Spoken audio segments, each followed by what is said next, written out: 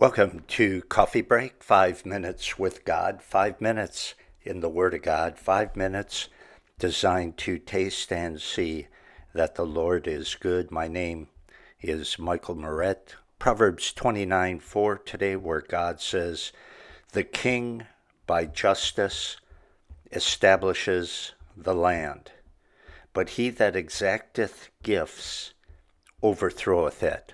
Again, this is the idea that it is so very important, the most important thing, to have good quality character in civil leadership.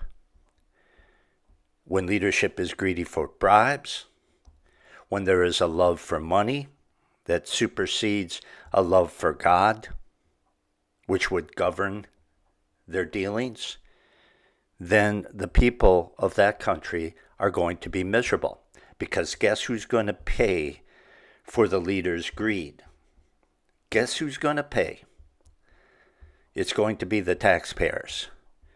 They'll be overtaxed, they'll be burdened, and the economy suffers, and people suffer because you have greedy leadership who use their position to make money for themselves, to give kickbacks to their buddies for favors.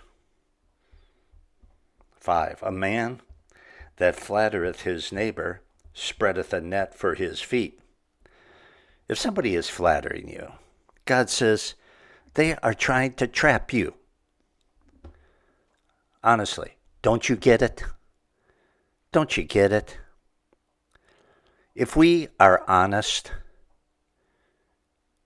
in our self-evaluation, if we are honest, then we know the difference between flattery and somebody paying us a compliment.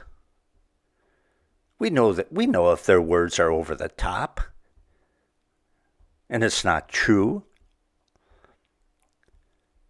When flattery happens, don't think for a second that they're doing it because they want you to feel good about yourself.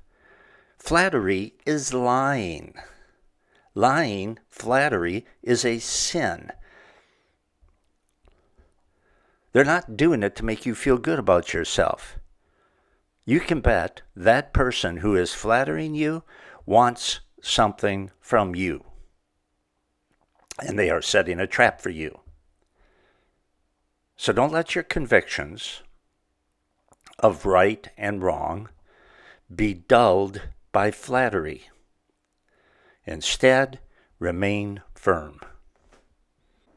Verse 6, "In the transgression of an evil man there is a snare, but the righteous doth sing and rejoice."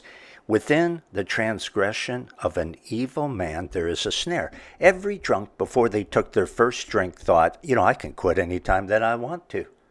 I'm not going to get hooked on, I'm not going to be trapped by this or anything else.